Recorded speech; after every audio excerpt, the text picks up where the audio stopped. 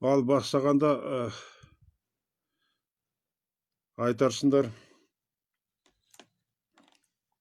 мен сағатым бойынша турасы 5-те бастаймын енді.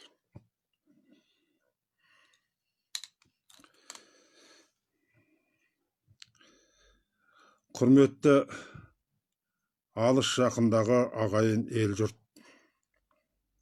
үлкен кішілер, бүгін дидар ғайып боп тағы да сіздермен жүздесіп отырмыз. Өздеріңіздің алдына берген сұрақтарыңыз бойынша мен бүгін абай және жәдиттік ағым, жәдиттік көзқарас туралы айтпақпын. Менің өтінішім бар. Бұл өзі әр салаға кететін. Біресе діннің, біресе күнделікті тіршіліктің, біресе саясаттың, біресе ағымдардың басын қосып кететін үлкен шаруа. Сондықтан да ешқандай бір жүйесіз өз ойымды қалыпта түсіндіргім келеді. Жәдиттік ағым дегеніміз не? Бұл бүгінде көптің аузына ілікпейтін, егер түсіндірілсе де, әркім әр бұтақтап алып, тамырлап, тамырдың ішіндегі жіңішке тамырлатып жіберген үлкен тақырып. Біреулер мұны діни көзқарас, біреулер діни әдет, біреулер шариғатқа, біреу мағрифатқа, біреу ақиқатқа апарып тірейді. Ал бұл жай ғана ағым емес. Бұл өмір сүрудің формасы. Үлкен дүние жаратылысы туралы ұғым. Абай осы жәдиттік көзқарастың қазақтағы алғашқы төлі. Неге бұл мәселе туындап отыр? Егер де жәдиттік ағым болмаса, Абайдың көзқарастары, жалпы жаратылысқа көзқарасы, дүниеге көзқарасы, өмірге көзқарасы, білімге көзқарасы мүлдем басқа болар еді. Оның алдында дайындалған бұрынғы қадымдық мешіттердегі оқу жүйесіндегі оқу, ол даналықтың жолын күннің теріс жағынан, айдың теріс жағынан келгендей болар еді деп есептеймін. Сол Абайға кірген жәдиттік ағым, сіңірген ағым арқылы бізде алаш идеясы және бүкіл мұсылман дүниесіне азаттық келді. 20 ғасырдың басына дейін Түркиядан басқа бірде-бір мұсылман мемлекеті азаттықта болған жоқ. Неге? Тура осы жәдиттік және қадами көзқарасқа байланысты. Жәдиттік көзқарастар кеңес тұсында мүлдем жоққа шығарылды. Тек оны әліпби, әріп, бүгінгіде кейбіреулер түсіндіріп жүргендей оқу сонымен ғана шектестіреді. Жоқ, бұл өмірдің барлық ұғымын қамтиды. Жәдиттік көзқарастар 19 ғасырдың екінші жартысында ең бірінші үдеу алғаны, ол осы орталық Азия, содан кейін барып Мысыр өңірі. Мұхаммед Ғабдуку Жәләлиддин Ауғани, ең ұлы өкілінің бірі Шахабуддин Маржани, Қаюм Насыри, оның ортақшыл өкілі, түркшіл өкілі Исмаил Гаспаралилар. Осылар біздің орталық Азиядағы жалпы түркі мұсылман қауымының санасын асты үстіне төңкерді. Әуезовтің жазатыны бар. Ислам арқылы түркі дүниесін ояту жәдитшілердің басты мақсаты болды. Ол кезде орталық Азияда, татар өңірінде, соған орай қазақта ғалымдар ілгереді. Абай соның ілгерісінің алдында Шахабуддин Маржаниден, Қаюм Насыриден ғылым алды. Ол зорлықшыл туғызған империяға қарсылық ретінде туған және дүние жүзіндегі бірден оратамыз деген діндік жұмагерлікке қарсы басталған қозғалыс. Ал ең бастысы ғылымның басы осы жәдиттік көзқарас дейді. Жәдиттік дегенді біз жаңашылдық деп аударсақ болады. Бірақ өзінің аты жаңа болғанмен аударылуы. Бұл 7-9 ғасырда қалыптасқан ілім.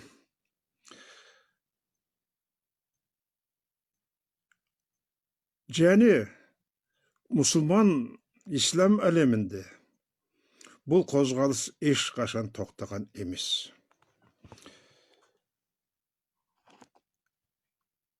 Жәдиттік пен қадамдық көзқарас қайдан пайда болды? Мен Абайдың түсінігі бойынша айтам, сіздерге түсінікті болу үшін баяндап отырмын.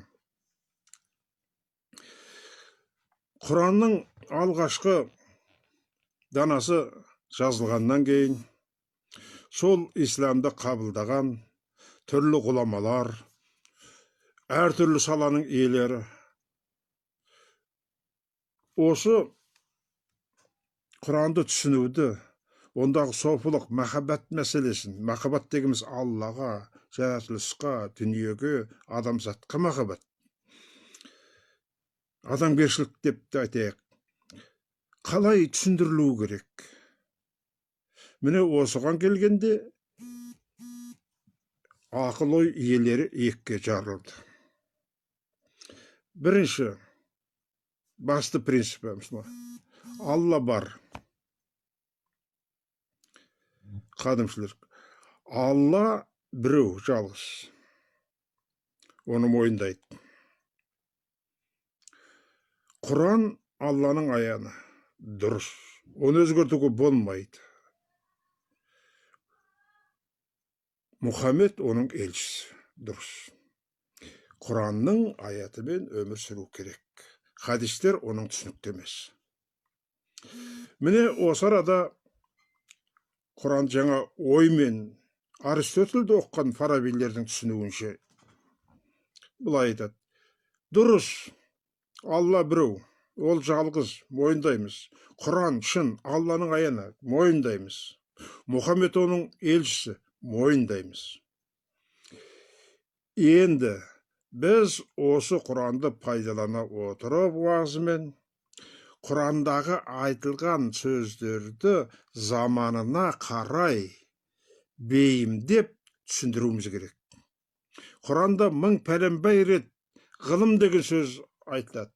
Біз сол ғылым арқылы Алланың адамнан жасырып қойған құпиясын ашып, Алла адамды саналы қылып жаратқаннан кейін құпиямды ашсын деді. Сол құпияны адамзаттың игілігіне жарату керек.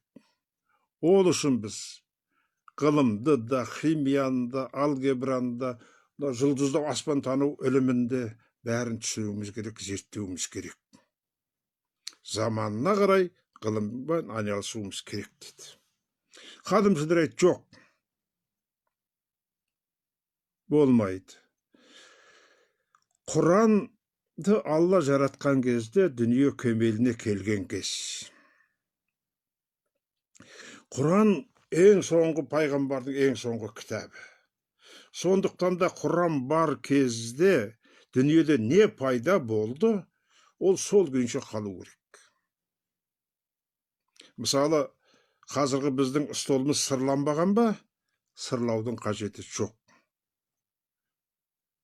Қиық жағы шапан киген бе? Солай қалу керек.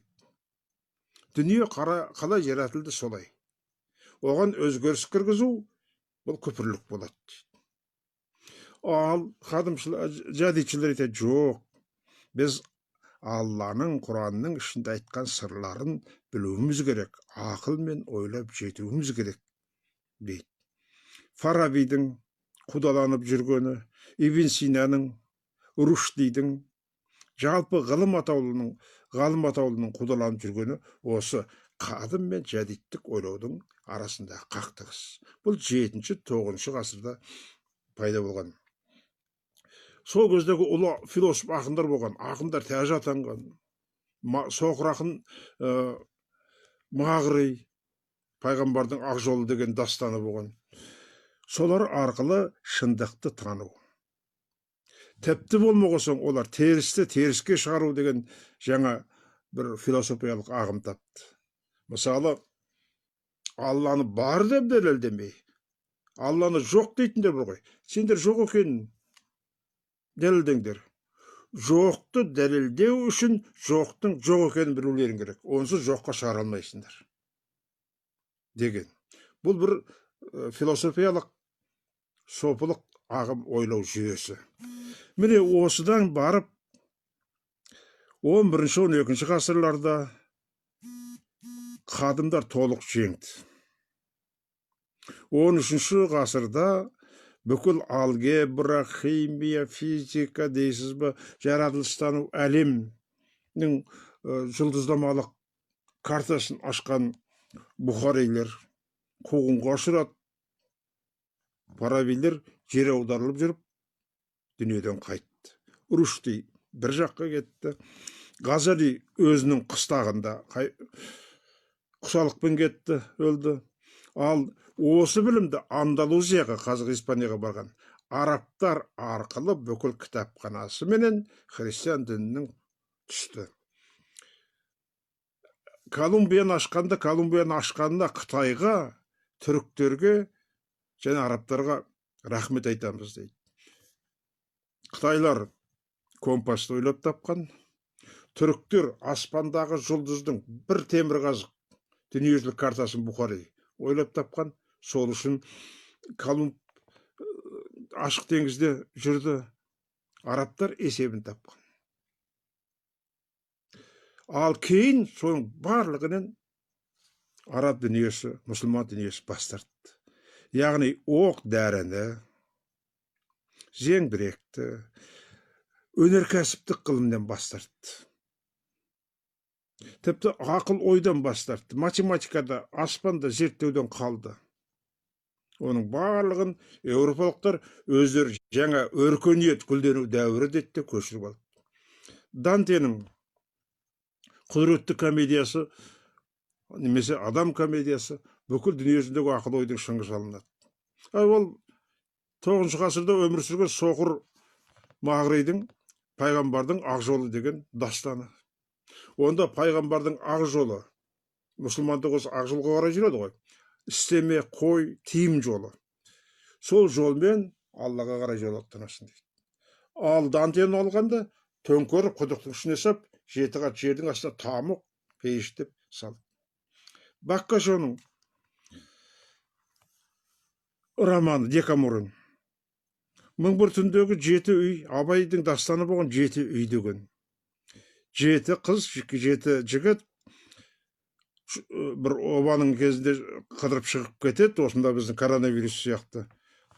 Жатады, 7 үй бар, 7 үйде 7 бөлме бар, 7 қыз 7 үйде 7-еуі 49-дан әңгіме айтып бітіп шыққанда өз 1000 пәленбай әңгіме болады. Осындай ұлы дастан.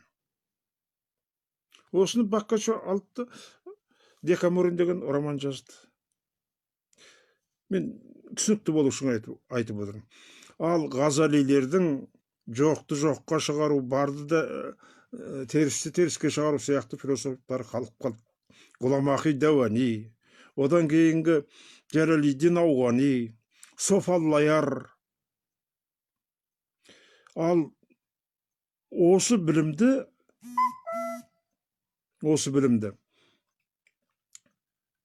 Абай 13 жасында біліп шыққан. Себебі Шахабуддин Маржани мына исламдық және түркілік ойлау жүйесіне жаңа бір ойлау дәрежесіне келді. Біз ғылымға сүйене отырып, исламды және түркіні жұртымызды нығайтуымыз керек. Ол үшін ғылымға сүйену керек. Бар тілді білу керек деді. Бірінші ойлау жүйесі. Схоластика, нақли. Ислам болмайды. Бұл деп айтып отырғанымыз бүгінгі біздің әгі Құран, Нейт, Уахабист, Салафит деп жүргендеріміз бар ғой, солар. Беліңден жоғары көтерілме, сақалың былай істе деген, сол қадами бағытты ұстанып қалғандар. оны ағылшынның және басқа да дінге қарсы ағымдардың бүгінге дейін ақша беріп қаражаттанып біздің ішімізге де ақша аударып қаражаттандырып отырғандар. Үлкен саясат. Сол қадами ұстанып, ғылымға ешқандай өзгеріс әкелмеген, бағана айттым, 20 ғасырдың басында құл болып кетті. Біз мақтанып жүрген бейбарыстың мешітінде атқора болған. Неге? Өйткені минутына 242 оқ шығаратын пулеметқа жалаң қылышпен атқа міне сап тұра шабады. Өйткені оқ дәрі жасауға болмайды. Қарсылық. Ғылым ғой. Ол Аллаға қарсылық. Аспан денесін зерттеуге болмайды. Алла жаратып қойған, қарсылық. Болмайды. Теңіздің құпиясын ашуға болмайды. Өйткені Құранда жоқ дейді. Құранда бірақ 1000 пәленбай рет ғылым арқылы мына дүниеде хақтың бар екенін таныған адам шын мүминін деп жазады Абай. Міне осыдан келіп бүкіл әлем құлдыққа айналып кетті. Қазірдің өзінде сол арандатуды біз жеңе алмай отырмыз. Бүгінгі қазақ қоғамындағы айырмашылықта осы жәдиттік, қадымдық бағыттың әу бастағы тарамдарын біз дұрыстап түсінбегендігімізде. Абай бұны қалай білді? Шахабуддин Маржани ғылымдағы жаңаша ойлау жүйесіне келді. Ол Бағдатта Маржани атындағы даңғылдар болған кезінде дүниеге өзгеріс әкелген. Қандай? Ұзаққа бармайын, бірақ нәрсе. Маржани айтады, біз аспан денесін зерттеуіміз керек. Қазір жер күнді айналатыны анық. Бұрын күн жерді айналады деп жүрдік қой. Түсінік, қадами түсінік бойынша. Енді бір нәрсені ұстанайықшы. Біз ораза ұстаймыз. Жер күнді айналады. 3 ай қараңғы болып тұратын, 3 ай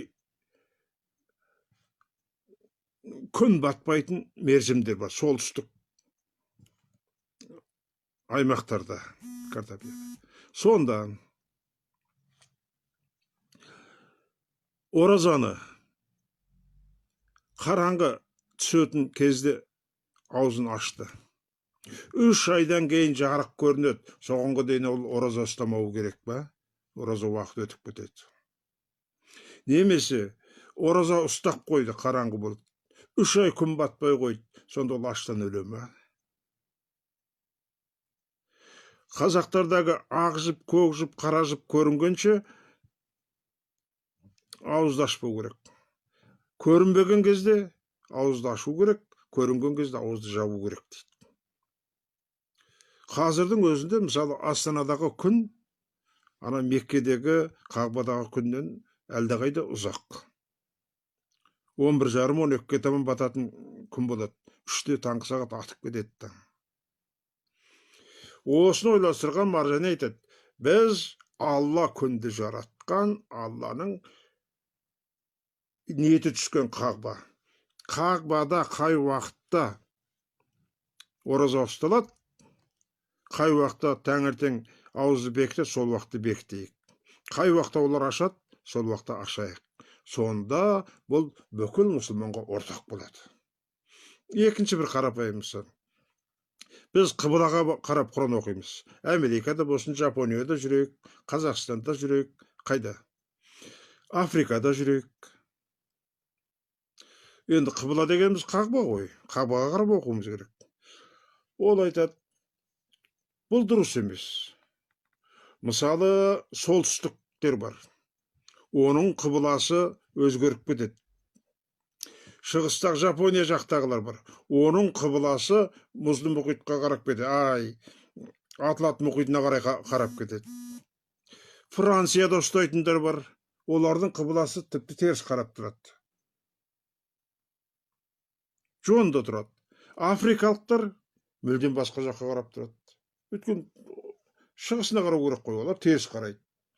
Ал Алланың Құранда жазылу бойынша Қағбаға қарап оқуымыз керек. Сондықтан да шығыстағылар батысқа, батыстағы солтүстіктер, оңтүстіктегілер солтүстікке қарап оқу керек. Қағба ортасында белдеуде ғой деген өзгерістер енгізген. Жұлдызда да солай. Міне осындай жаңа ұғыммен Құранды аударуға болады, өйткені Құран Алланың сөзі, әр ұлтта әр ұлт түсінуге міндетті, қақысы бар. Бірақ Құранды оққан кезде арабша оқиық. Заманына байланысты ғылыммен үйлестірейік. Киімді де. Бұл мәселе туралы жеке лекция оқырмын келесі жолы. Міне осындай ұлы медреседен білім алған, және осының жәдиттік көзқарасына риза болмаған қазандық алғашқы қадимистер Маржани мешітін және медресесін 2 жылға дейін жаптырған. Сол кезде Маржанидың тұңғыш шәкірті Камалиддин деп айтады, Семейге келіп молдалық жасайды, имамдық жасайды Ахмет Ризаның мешітіне. Осы арада Құнанбайдың ұлылығы танылады. Алдында Абдолла, біреу Абдул-Жапар дейді, мешітіне 3 ай оқуға береді. 3 ай жаңағы мешіттердің уағыздары менен оқытуын қарап жүрген Құнанбай 10 жасар Абайды Абдолла мен немесе Абдул-Жапардың мешітінен алып, мынау жас молданың оқуы дұрыс, төте, түсінікті, шынайы екен деп жаңағы Камалиддиннің мешітіне апарып береді. Камалиддин Қазіреттің алғашқы шәкірті Абай болып есептеледі. Соңы Құрбанғали Халиди де сол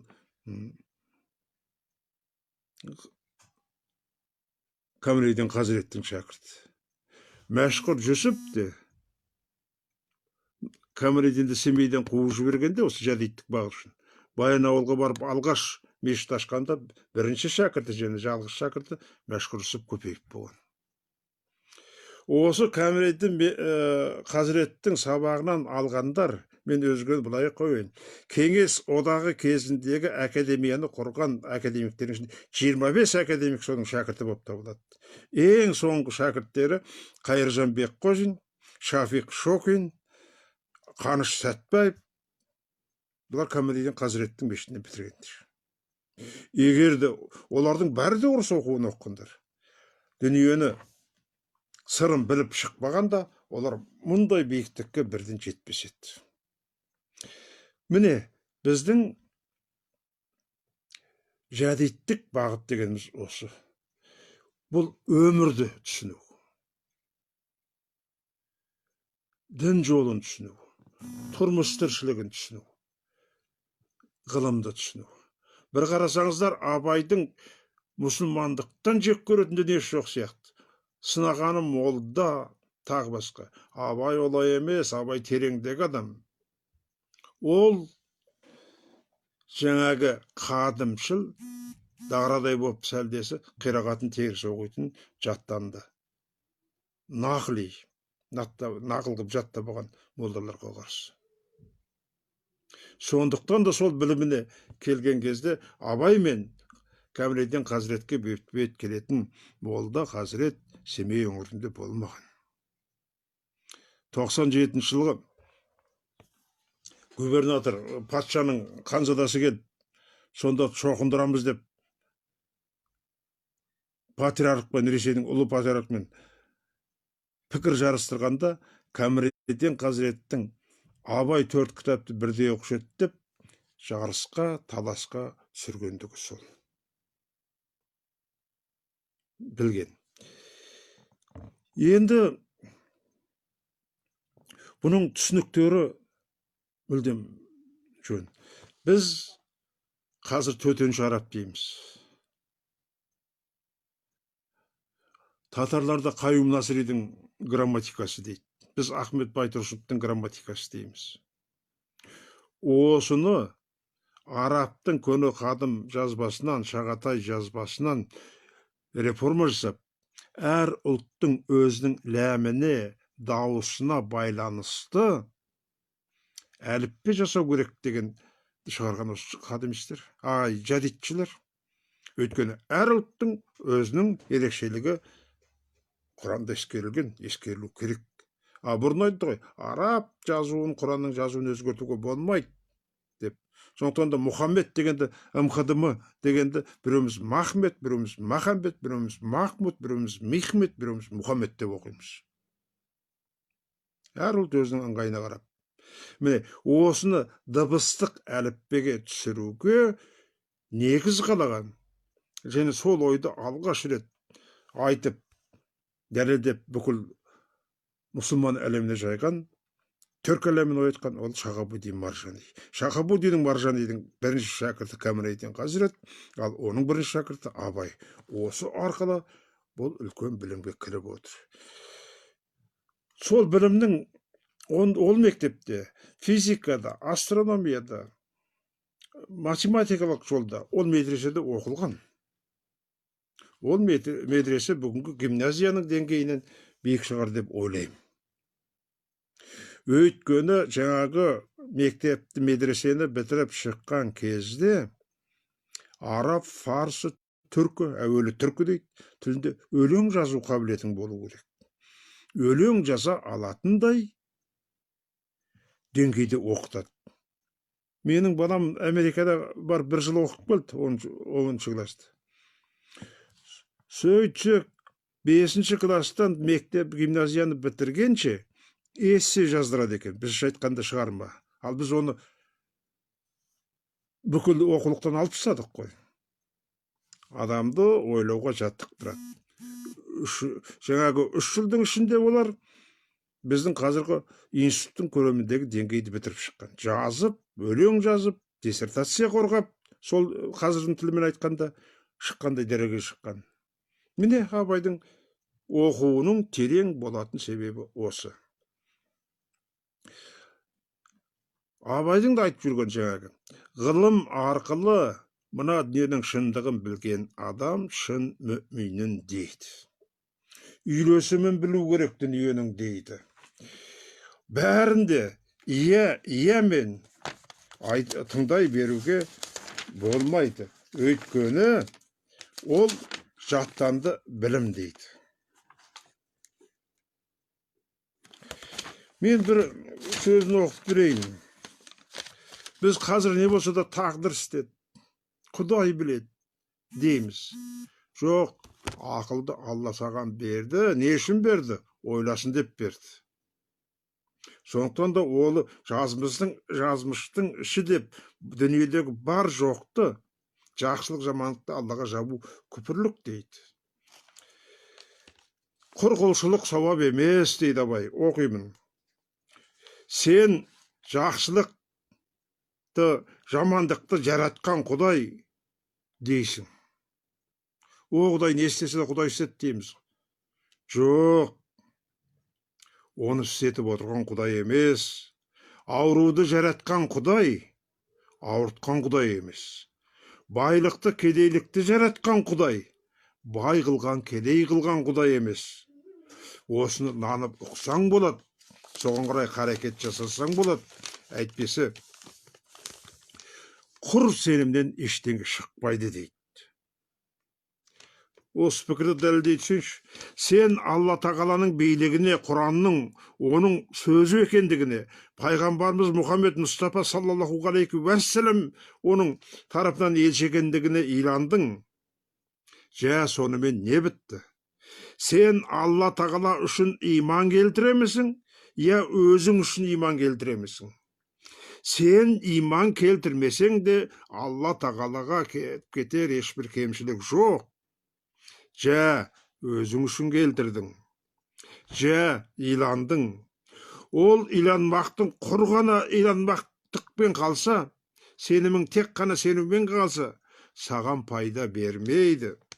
Ол үшін Алла Тағаланың хаят, өмір, ғылым, құдірет, көру, есту, тілеу, сөйлеу, жоқтан бар іздеп ғылым табу, іспетті ғайыпты сипаттарын ақылмен, ғылыммен біліп, жүрекпен сез, сонда саған иман қонады дейді. Міне, жәдеттік білімнің негізі осы. Адамның дүниені ғылыммен білу және заманға байланысты өзінің өмір сүруіңді. 242 оқ атып тұрған пулеметқа сәлдені киіп ап, аллалап шапқан ол иманның жолы емес дейді абай. Ал енді осында түсінік қалай? Бізде бір ұғым бар.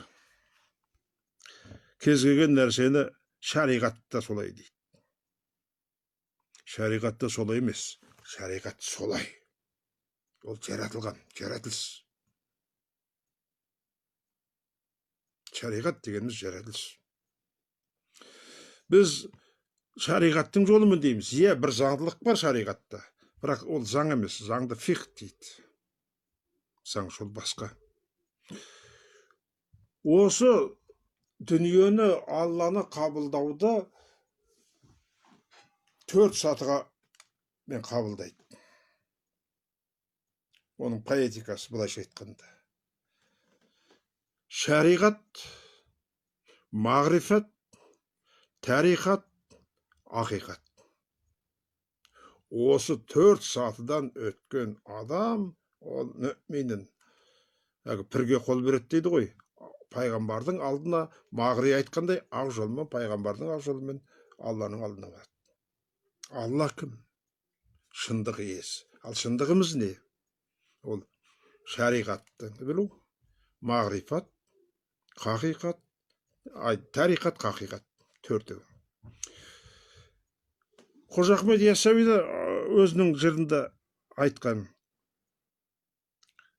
шариғат базарында сайрандадым дейді. Демек, Қожа Ахмет шариғаттың заңдылықтарының барлығын білген. Ол не деген сөз? Әу баста қараңғылықтан жаратылғанымыз рас. Ғылымда дәлелдеп берді. Шәкәрімнің жазғанында да бар. Бір қозғаушы күш бар. Дүниені түртіп жіберген. Содан кейін үлкен жарылыс дейміз қазіргі ғылым тілінде.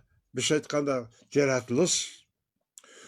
Ол әрқайсысы өз бетінше жаратылған. Мысалы, жер, күнді жер айналады. Жердің үстінде 7 серігі бар.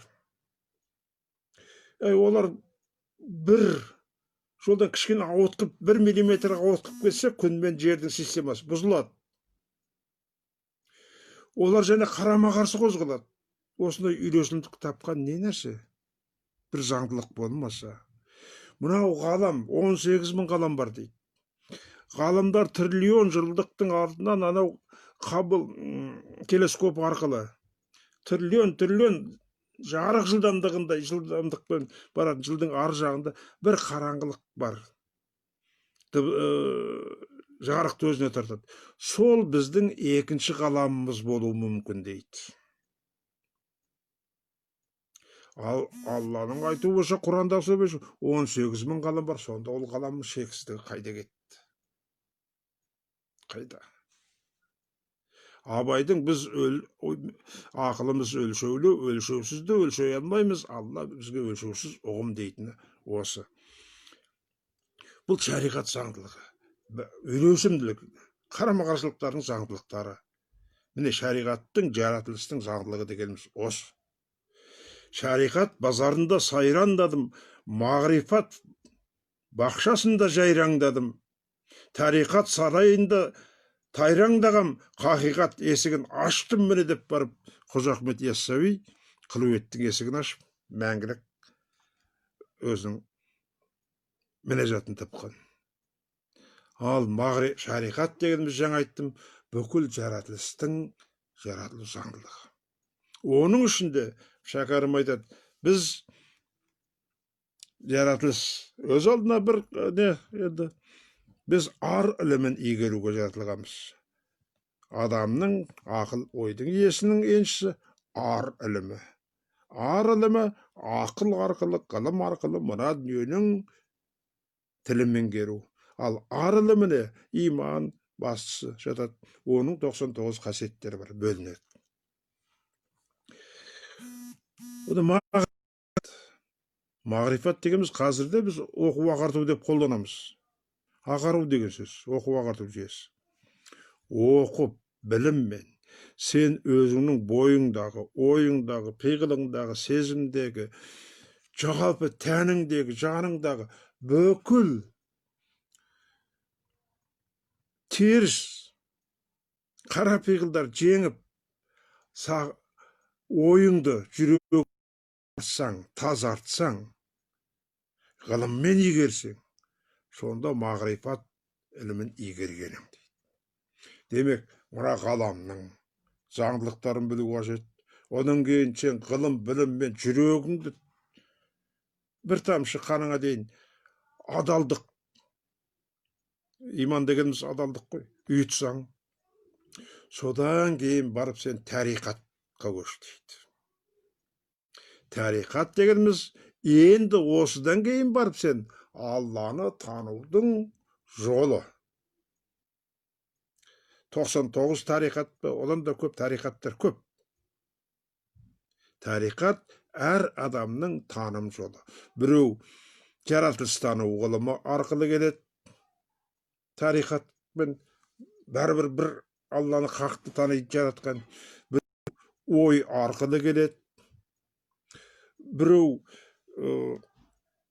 sezim arkaly gelet.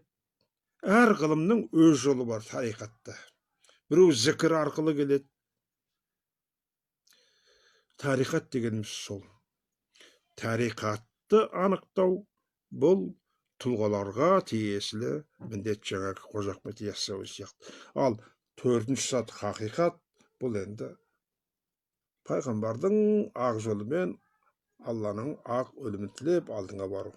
Arsy gürsüdegi ulu jarykka iýe boluw. Osunyň barlygy kep bile jaditlik bilimniň negizini kalaýdy.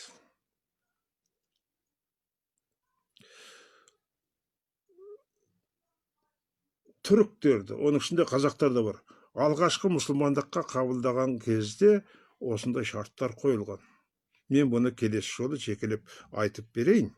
Ötken ol Abaydyň özüniň Reseýiň patriarhy men os din turaly aýdyşynyň negizgileri. 17 baptan turuşy edi, men şonu 5-6 bilетін сияқтымын, қалғанын ұмытып қалыппын.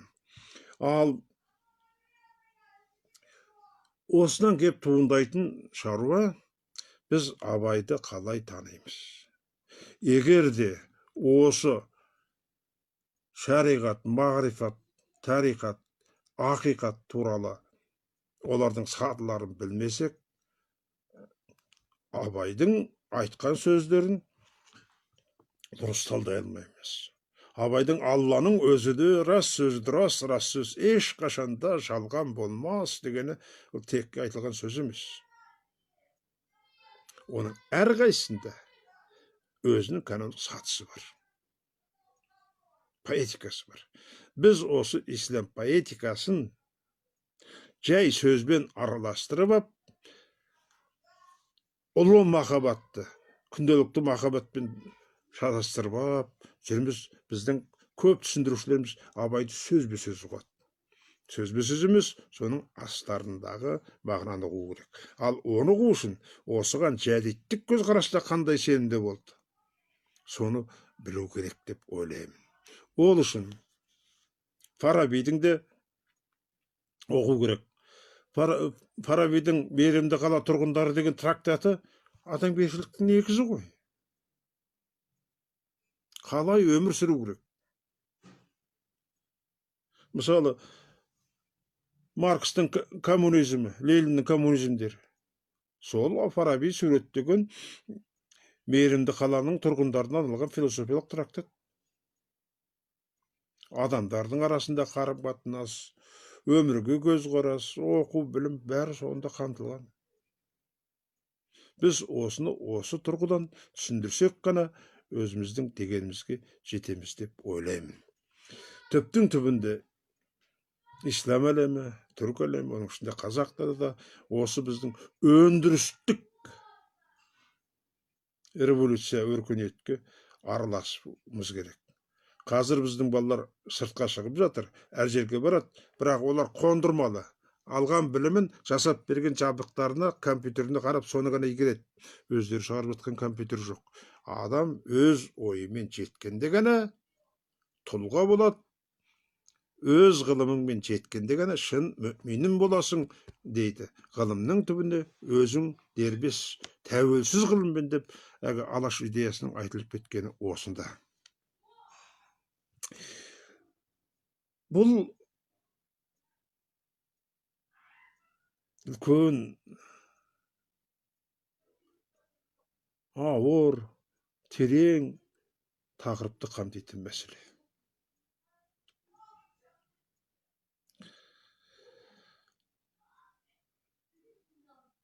Бір саясаткер осыдан 15-20 жыл бұрын ғой деймін. Мен қазақ жүретін жолды таптым, ол жадиттік екен деді. Мен күлдім. Неге күлесің дейді. 2000 жылдары.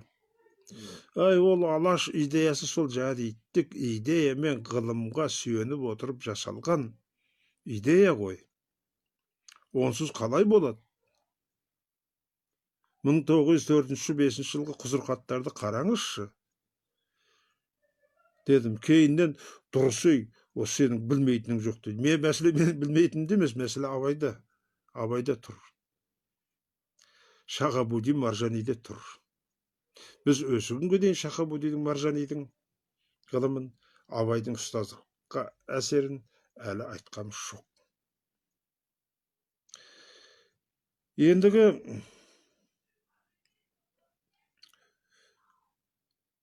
сөз тереңдеп кетеді. Сондықтан да ойымды осы арадан үзіп, сіздердің сұрақтарыңыз болса, қалған 15 минутта соған жауап берейін. Бұл принципін түсінетін мәселе. Шындық заманға бейімделіп, ғылымды өмір сүру. Шариғат бүкіл жаратылыс ғылымы, мағрифат біліммен ағарып күшеу, тариқат соның дамудың жолын табу, содан кейін ақиқатқа қарай бет бұру.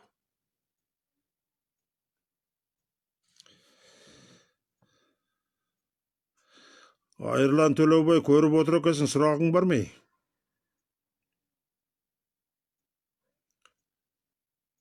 Абай туралы бір жақсы фильм түсіріпсің, көрдім.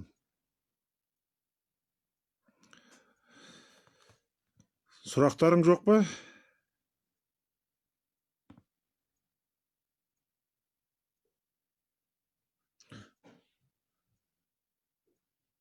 Менің айтылмай қалған мәселелерім көп. Жадиттің бүгінгі саясатқа айналдырған мәселесіне тоқталайын. Қазіргі вахабист, құранит, салафит, олардың негізгі талаптарын мен оқып шықтым. Bir нәрсені білмесең, оқымасаң, зерттемесең айта алмайсың ғой. Сол қадамшылардың жолы. Әйтпе, бүйтпе, бәрі заң.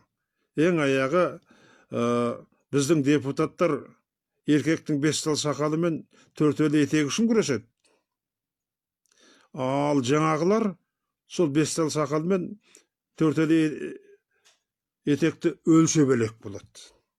Айырмашылық осында екен. Әйтпе, бүйтпе деген сөз шығады. Алла мен адамның ортасында тек қана пайғамбар ғана елші, пайғамбар бар. Шерік қоспа деп жүргенде, шерік қосып жүрген солардың өздері. Өйткені әруаққа Құран оқыма дейді. Ал енді әруақ деген сөздің бұл қазақша айтылуы әрине. Рух қой, рух арабшасы. Рух. Ал ата анаңа өткен кеткенге рухына бағыштап Құран оқу рух дейді. Қазақтар соны әруақ дейді. Оны біз өлген адамның тірі бейнесі, кебін көронған бейнесі ретінде бүйтіп көз алдымызға елестетіп отырамыз. Онда елестету жоқ. Олай жүру пенде атаулыға, марқұм атаулыға жазылмаған. Ол біздің санамыздағы рухқа бағыштау керек. Алланың да рух. Ең ілесі рух. Біз осыны терістеу түсініп алатын сияқтымыз.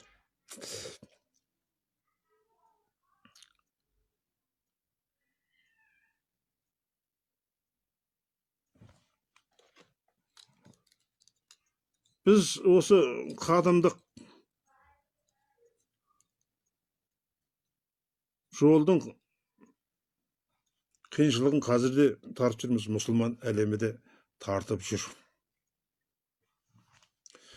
Мысалы 1968 жылы Израиль бүкіл 10 неше араб мемлекетін 15-ақ минуттың ішінде басып алды. Неге?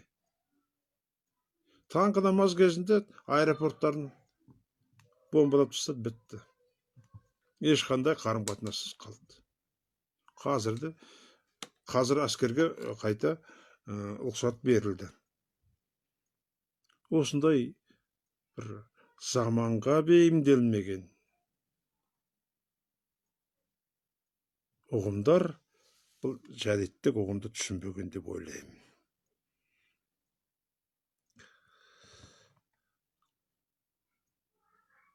Оқу жүйесі де солай. Мысалы, араб тілін мен оқыдым менде. Дүниеде Қытайдың тілінен кейін екінші қиын тіл араб тілі. Қытайдың тілінің 54 мың иероглифі бар, оны жаттап біткен сөзіңді баратын жеріңе барып боласың. Араб тіліндегі мынау алды артына келетін сөздердің құбылуы. Түбірмен ғана оқисың, бір түбірден бірнеше 10 шақты мағына шығып кетеді. Мин деп оқысаң, бір басқа әлмен бастасаң, бір басқа имен аяқтасаң, бір басқа умен аяқтасаң, бір басқа унмен аяқтасаң, бір басқа қиындығы, тамақпен айтатыны. Ал соны оқытудың жолын әр ұлттың өзіне жеңілдеткен жол, дұрыс жол. Соның арқасында бүкіл ел сауатты болды. Төте жазу деп жүргендері сол. Тағы қандай сұрақтарың бар? Сұрақ мен көрмей жатырым ба?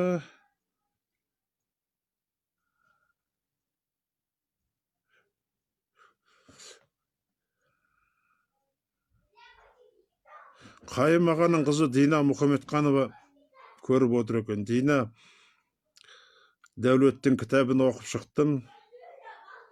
Әкеңе жақсы бір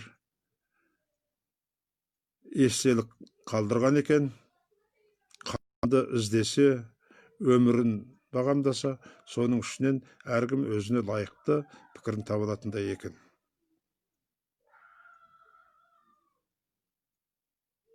Әл-Фараби музейі көріп отыр дейді. Бұл Отырар қаласындағы музей ме екен? Осы кезінде біз Ираннан Мырзатай Жолдасбеков алдырған Әл-Фараби университетінен біздің Отырар кітапханасына да алдырып, оны Мырзекен кейін өзі алып кетті. 15 қолжазбасы береді. Соны қайтадан бір қарап шығатын кез болды ғой. Әл-Фарабиға шығып жатқан кітаптар көп, мен қарайым. Бірақ Әл-Фарабидің өзі қайда? Өзін неге оқымаймыз? Өзі неге аударылмайды? Біз неге дейді екен? Анау олай депті, мынау бұлай депті. Екінші Аристотель деп дейді. Дұрыс. Бірақ несіне Аристотель деді? Шығармасын несіне оқымаймыз? Ауданбек Көбесік марқұмның аударған кітаптары бар. Қасымжановтың кезінде шыққан. Қазір жоқ. Қазіргі музейлер осыны қолға алатын кез болды ғой. Музейдің Музейдің ғылыми потенциалын мақтайтын кез жетті. Ал бізде музейдің ғылыми қызметкерлерін ана жүргізуші, гид ретінде сезінеді. Ол екеуі екі басқа шаруа тегінде.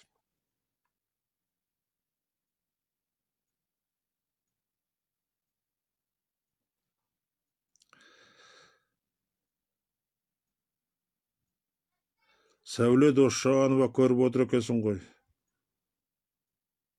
Рахмет, сен ылғи қатысып отырасың, бірақ сұрақ қоймайсың.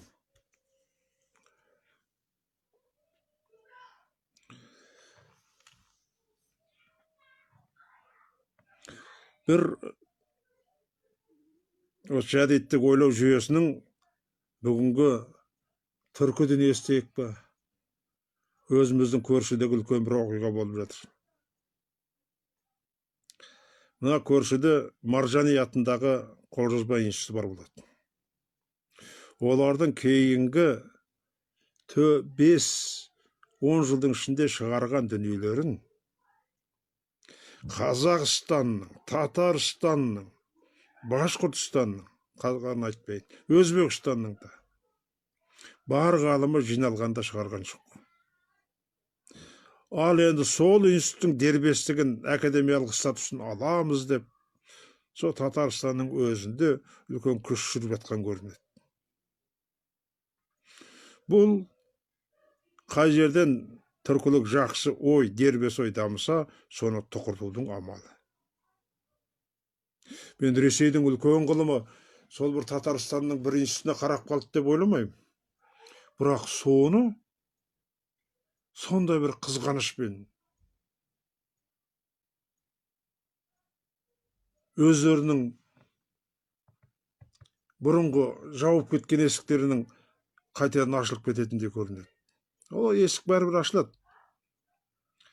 Сондықтан да Шағабудин Маржани атындағы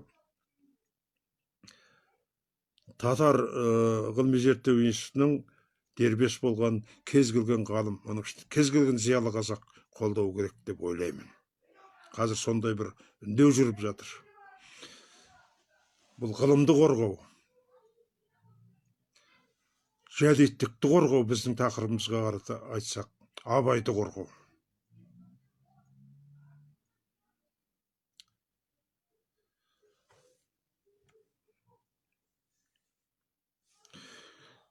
Мен сұрақ көп болады ғой деп әңгімемді тез қайыра салып едім, жаңа тарқатып тұрып айтсам да болады екен.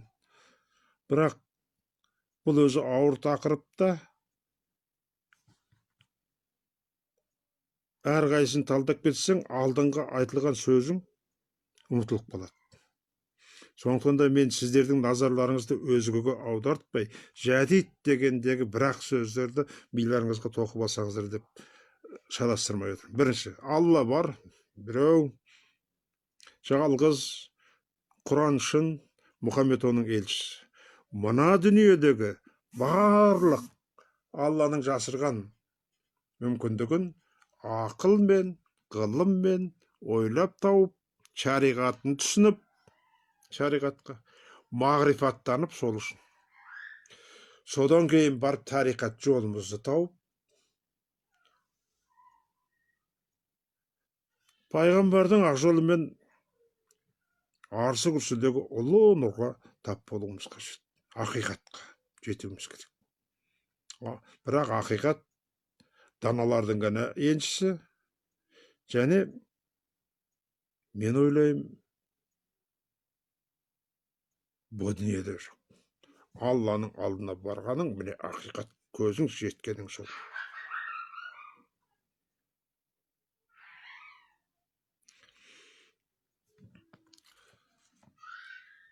Осы реттен алғанда менің бауырларыма, қарындастарыма айтарым, абайды әртүрлі жағдайда, әртүрлі кейіпте түсіндіріп жатырсыздар.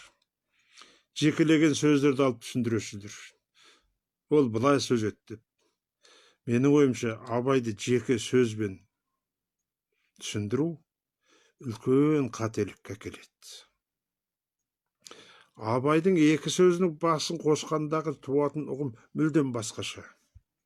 Ол кездің қазақы терминдер былайша айтқанда. Сондықтан бұл өте сақ болатын шаруа деп ойлаймын. Бір әңгімемен аяқтайын. Өткен жолда айтып едім, осы жол келіп тұр. Реті. Абай болыс болғаннан кейін әртүрлі айтыстар, өзіңді Мырзағамақтан шыққан кезі риза болмаған біреу Құнанбайға келіпті. Уа қажы, мына Абай балаңызға айтыңызшы, біздің бір мәселеміз бар еді, соны қарасын, жер дауы қойын дейді. Сонда Құнанбай айтыпты, келген адам Мамай болу керек, руы. Бір кезде сенің атаң бізді бая-шая етіп еді, мына жерге елдің жұртына келдік. Зәбір сұлтан деген болады. Абайың қазір Зәбір сұлтаны сияқты. 3 ай болды маған келіп алдыма сәлем берген жоқ. Не деп айтам депті. Оны естіген Абай келеді ғой. Ой тәте, жұмыс басты болып кеттік, Семейге кеттік деп. Бір апта үйінде болады. Енді 10 күн шығар.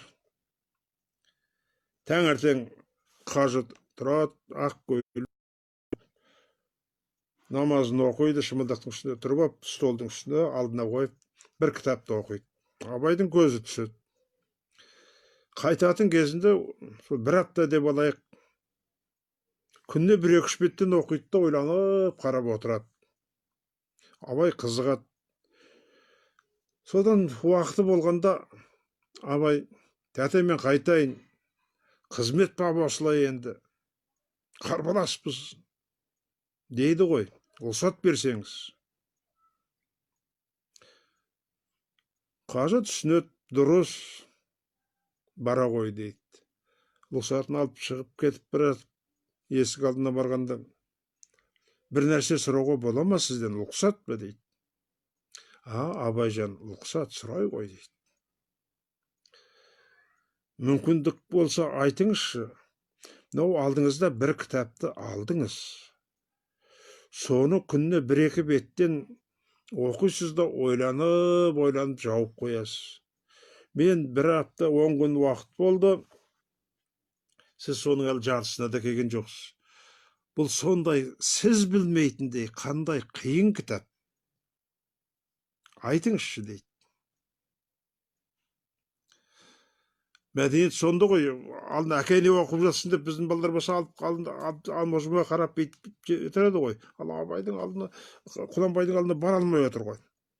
Сонда Құнанбай, Абай, дұрыс қой сұрағаның. Бұл тарихат қой депті. Тарихат. Мағрипатты біледі өткен. Шариғатты біледі, шариғатты, мағрипатты, тарихатқа келіп Құнанбай отыр ғой. Сонда Абай күліпті, ақыры мырс етті. Әй, тәте, мен сізді ақиқатқа жетіп қойды екен десем, сол ғылыммен араласып жатыр екен десем, пайғамбармен Аллаға апаратын ақ жол ғой. Сіз әлі тарихатта жүрсіз бе? Ол діннің жолы емес пе? Дейді. Сіз діннің жолын енді таптыңыз ба деп тұр ғой. Сонда Құнанбай, әй Абай, әй әттең, күнә өзімде болыпты, өзімде екен ғой. Қап, менен кеткен қателік екен ау деп. Мен сені толық ислам ғылымды игеріп шыққан екен десем, шала кеткен екенсің ғой. 3 ай жеткізбей алып кетіп ем, сол кемшілік жасап тұр екен ғой. Соны түсінбедің ба? Әй, қап, кемшілік өзімде. 3 айлық оқулық кемшілігің болған екен ғой, Абай. Мағрифат, шариғат та, мағрифат та, тарихаттың жолысыз ақиқатқа бармайды. Ақиқаттың әр жолы, мына кітаптың әр жолы, түсініп оқуға жетеді. Сен соны түсінбеген екенсің ғой, оқуың кем. Әй, деп сөйлеген. Мен сен толық ақылды екен десем. Үндемей есік ана шығып кетіп, Абай басын шайқап тұрды дейді. Әй, Тәтай, әкей, неткен терең едіңіз. Мен түк білмейді екем ғой, расында да солай емес пе деп күңіреніп кеткен екен дейді. Осы сөзді бүгінгі мен айтқан жәдеттік бағыттың барлық түйіні бар. Барлық түйіні бар. Өмірді сүрудің ол формасы, құбылысы. Түсінудің, ғылымның формасы. Ал енді тыңдап отырған ағайын ел жұрт, үлкен кіші, аман болыңдар, сау болыңдар. Мен сендерге келесі жоқ. Абайдың Ресейдің патриархымен кезігіп дін туралы айтысқан сөзін айтып берейін. Шәкірттерімден басқаға айтпаушы едім. Сендер де шәкіртімсіңдер ғой. Шәкіртінен сыр жасырған ұстаз емес. Мен сендерден сыр жасырмаймын. Айтам. Аман, сау болыңдар. Көріскенше. Алла разы болсын. Берекесін берсін. Рахмет.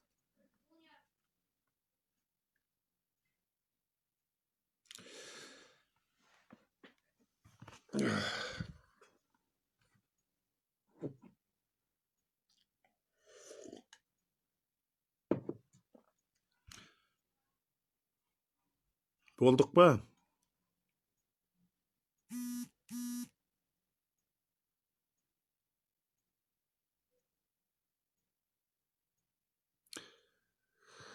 Қапипаны кәпи деп те атай береді. Сондықтан да бала кезінде аталып қалған сөздер ғой, баланың тілдері ғой. Мысалы, біреу тәте дейді, біреу әке дейді, біреу көке дейді.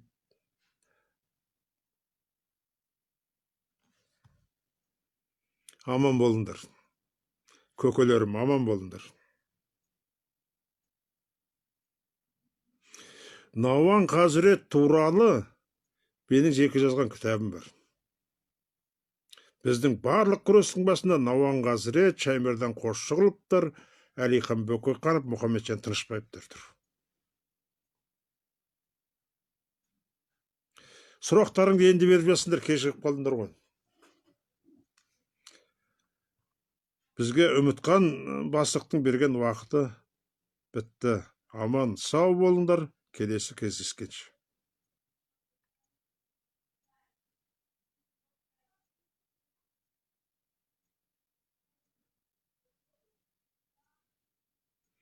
Рахмет.